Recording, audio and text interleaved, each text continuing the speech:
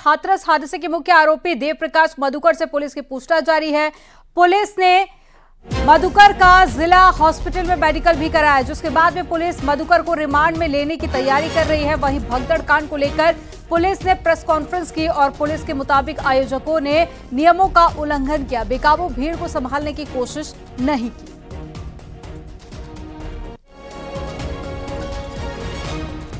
तो एक बड़ी खबर आपको बता रहे हैं, मधुकर का मेडिकल भी कराया गया है और अब ये बड़े खुलासे हुए हैं कि भीड़ को संभालने की कोशिश नहीं की गई थी, परमिशन से ज्यादा भीड़ जुटाई गई थी। इसके अलावा हादसे के बाद सेवादार मौके से भाग गए थे। आयोजकों ने नियमों का उल्लंघन किया, जिसके चलते ये बड़ा हादसा हो गया। प्रकाश मधुकर की गिरफ्तारी हेतु तमाम प्रयास विफल होने के पश्चात अपर पुलिस महानिदेशक आगरा जोन आगरा द्वारा दिनांक 4/7/2024 को 1 लाख रुपए का इनाम घोषित किया गया था। उक्त अभियुक्त देव प्रकाश मधुकर को हाथरस की जनपदीय एसओजी द्वारा कल दिनांक 5/7/2024 को देर शाम नजफगढ़ दिल्ली से गिरफ्तार कर लिया गया है तथा थाना सिकंदराबाद पुलिस द्वारा आज दिनांक 6/7/2024 को अभियुक्त राम प्रकाश साखे को कैलोरा चौराहा से तथा अभियुक्त संजू यादव को गोपालपुर कचौरी सिकंदराबाद से गिरफ्तार कर लिया गया है।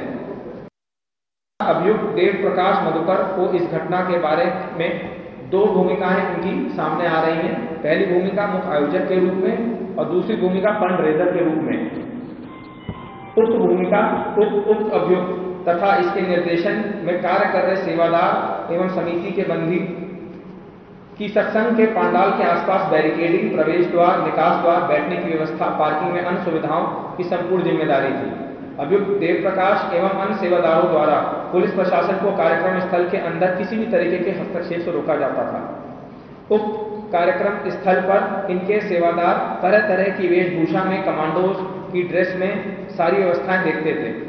कार्यक्रम स्थल पर किसी भी व्यक्ति की वीडियोग्राफी अथवा फोटोग्राफी करने से रोका जाता था।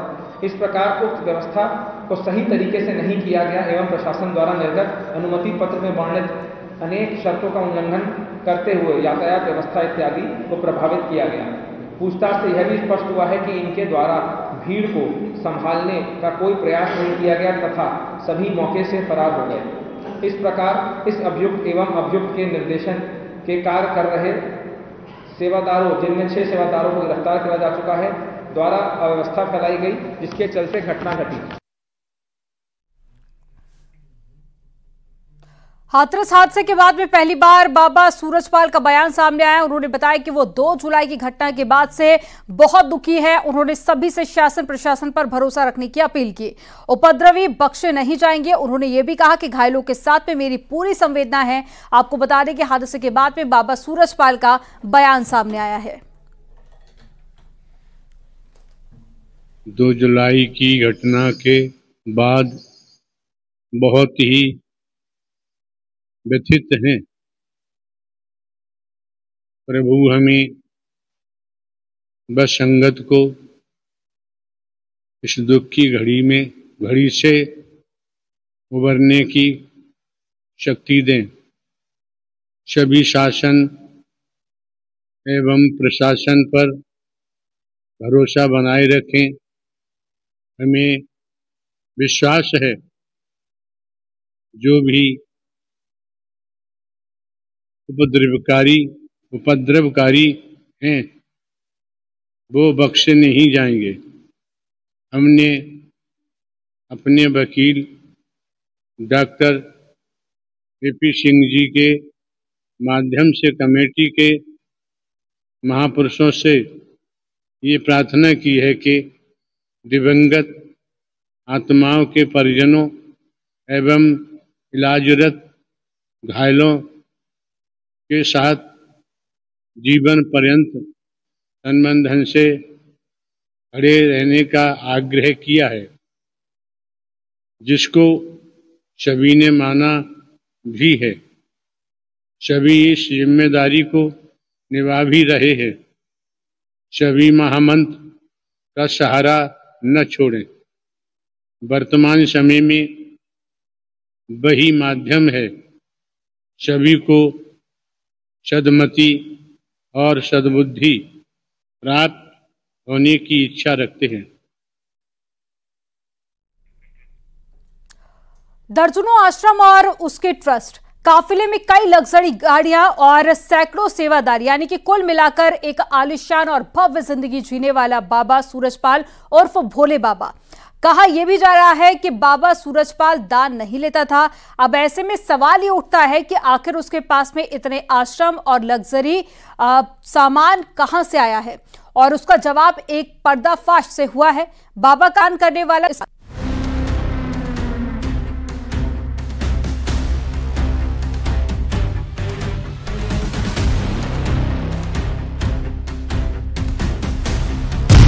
बाबा सूरजपाल के करोड़ों के साम्राज्य का हैरान कर देने वाला सच।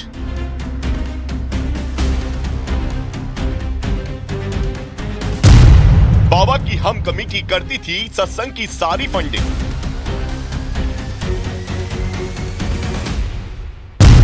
आश्रम और ट्रस्ट का स्रोत बरसती थी अकूल दौलत।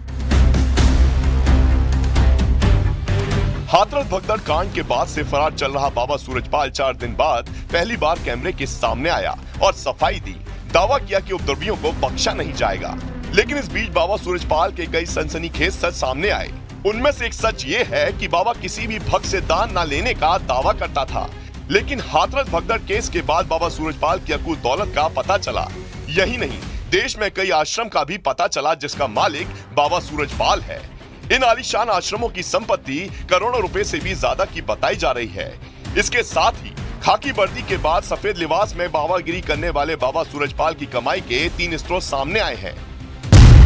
आश्रम, ट्रस्ट और हम कमेटी। इन्हीं 3 स्रोत से बाबा न सिर्फ लग्जरी लाइफ जीता था, बल्कि करोड़ों के साम्राज्य को खड़ा कर दिया है।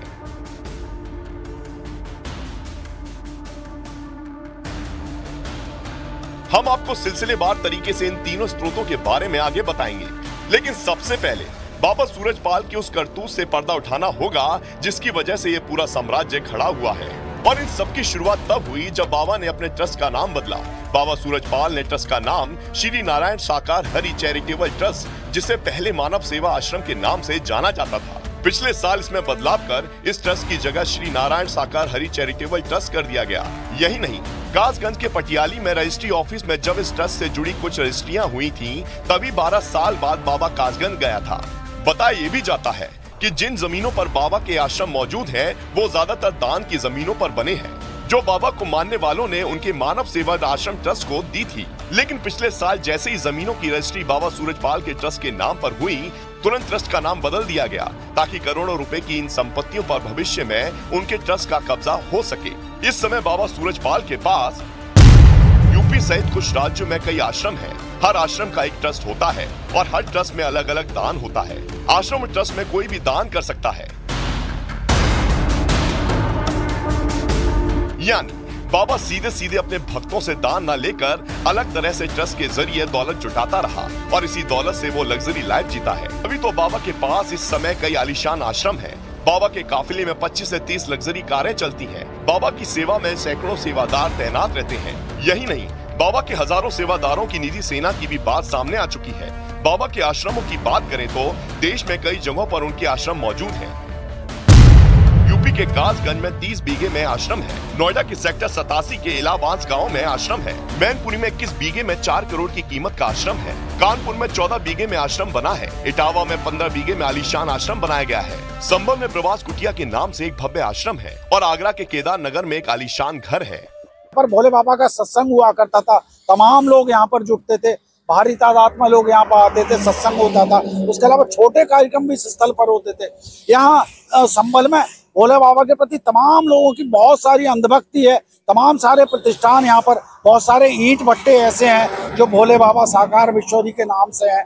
आश्रम जो है कितना पुराना होगा लगभग? ये 2000 में बनी हुई, 2000 में। अच्छा, तो यहाँ पर कितने लास्ट प्रोग्राम बाबा जी का कब हुआ था? लास्ट तो जो 2000 से यहाँ तो आई ना है।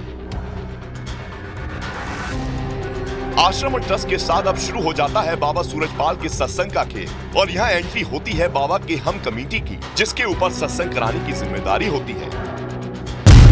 समझ लीजिए, आपको कोई सत्संग कराना है तो इसके लिए बाबा सीधे संदेश हम कमेटी के पास भेजता है उसके बाद हम कमेटी सत्संग में होने वाले खर्च से लेकर इंतजाम का जिम्मा संभालती है।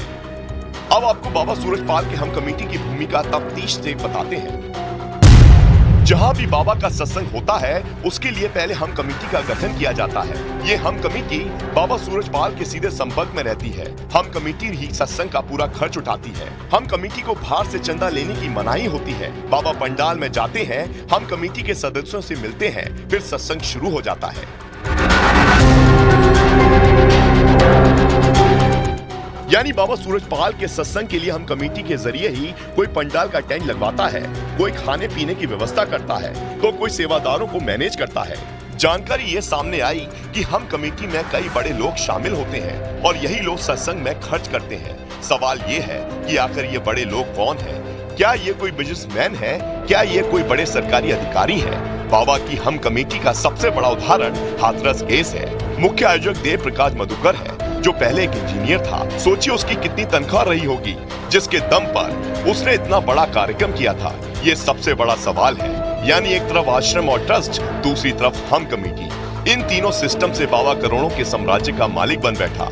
कुल मिलाकर बाबा के आश्रमों का अर्थशास्त्र किसी कंपनी की तरह चलता है, जिसमें कमेटियों के रूप में कई डिपार्टमेंट होते हैं। उनमें भी सेवादारों की अलग अलग पोजीशन यानी जिम्मेदारियां होती हैं। हाथरस हादसे की जांच के लिए बनी न्यायिक जांच आयोग की टीम हाथरस पहुंच गई है और 3 सदस्यीय न्यायिक जांच आयोग की टीम घटनास्थल पर पहुंची और घटनास्थल पर जाकर पूरे मामले की जांच की गई। जांच आयोग की टीम फुलराई गांव पहुंची और तमाम जानकारियां जुटा रही है। हाईकोर्ट के रिटायर्ड जस्टिस ब्रजेश श्रीवास्तव की अध्यक्षता में 3 सदस्यीय आयोग का गठन किया गया। न्यायिक आयोग को हाथरस कांड की जांच के लिए 2 महीने का वक्त दिया गया है।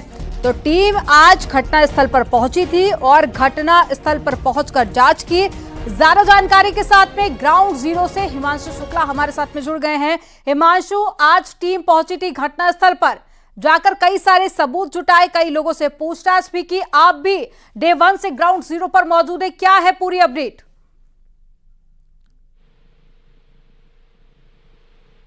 तस्वीर दिखाएंगे। इस समय यहाँ पर जो है वो टीम पहुंची हुई है। जो न्यायिक जांच कमेटी गठित की गई है वो यहाँ पर मौजूद है, 3 सदस्यीय। इसके अलावा जिले के जिलाधिकारी, सीडीओ, एडीएम और तमाम बड़े अफसर मौजूद हैं और यहाँ पर जांच की जा रही है। देखिए ये वो ट्रैक है, मैं कैमरामैन से रिक्वेस्ट करूंगा कि आपको दिखाएं। नरेश जी आपको ये ट्रैक दिखा रहे हैं, ये ट्रैक है जो बाबा के लिए अलग से बनाया गया था। बाबा यहीं से आता जाता था, सूरजपाल बाबा भोले यहीं से आते जाते थे और ये अलग एक एंट्री गेट था, यहाँ से सिर्फ एंट्री थी बाबा की। फिलहाल आप तस्वीरें देखेंगे, यहाँ पर जो वरिष्ठ अफसर हैं वो तमाम लोग मौजूद हैं। यहाँ पर जांच की जा रही है, एंट्री एग्जिट पॉइंट चेक किए जा रहे हैं, भीड़ कहाँ से बेकाबू हुई थी, इसके अलावा भीड़ की संख्या कितनी थी और जो तमाम लोगों के मन में सवाल देखे, ये एंट्री जो है वो सीधे बाबा तक जाती थी। आप तस्वीरें देख रहे हैं इस समय, यहाँ पे रिटायर्ड आईएएस, रिटायर्ड आईपीएस जो सदस्य हैं, इसके अलावा जो जज हैं रिटायर्ड हाईकोर्ट के वो भी मौजूद हैं और लगातार जिलाधिकारी से और जो तमाम अफसर हैं उनसे डिटेल ली जा रही है।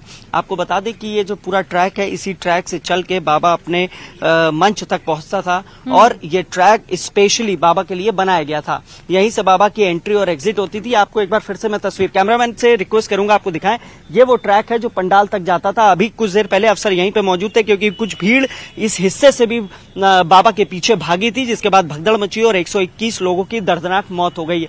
और आप देखिए, मैं कैमरामैन से कहूंगा नरेश जी ये दिखाएं, ये देखिए अभी भी यहाँ पर उस तरीके के सबूत हैं। चप्पलें पड़ी हुई हैं, किसी के कपड़े पड़े हुए हैं, किसी के रुपट्टे पड़े हुए हैं। ये तमाम चीजें एविडेंस के तौर पे इकट्ठा की जाएंगी। फिलहाल यहाँ पर जिस तरीके की घटना हुई है वो काफी दर्दनाक है और जो पुलिस के अफसर हैं, जो रिटायर्ड अफसर है, वो तमाम लोग यहाँ पर पहुंचे हैं। देखिए उत्तर प्रदेश गवर्नमेंट, जो उत्तर प्रदेश की योगी सरकार है, उसने इस पूरे प्रकरण को बहुत गंभीरता से लिया। उसके बाद न्यायिक जांच कमेटी का गठन किया है और वो कमेटी अब यहाँ पर पहुंची हुई है। कई घंटों से लगातार, सबसे पहले यहाँ पे जिलाधिकारी और एसएसपी जो है उनसे बातचीत की। 1 घंटे से 1.5 घंटे की बैठक हुई। उस दौरान बैठक में तमाम तथ्य लिए। उसके बाद एसआईटी से बातचीत की गई, जो एडीजी अनुपम कुलश्रेष्ठ हैं। उसके अलावा जो चैत्रावी मंडलायुक्त थे उनके साथ बातचीत की और अब मौके पर पहुंची हुई है। आधे घंटे से ज्यादा का वक्त हो गया है। सबसे पहले दे रहा था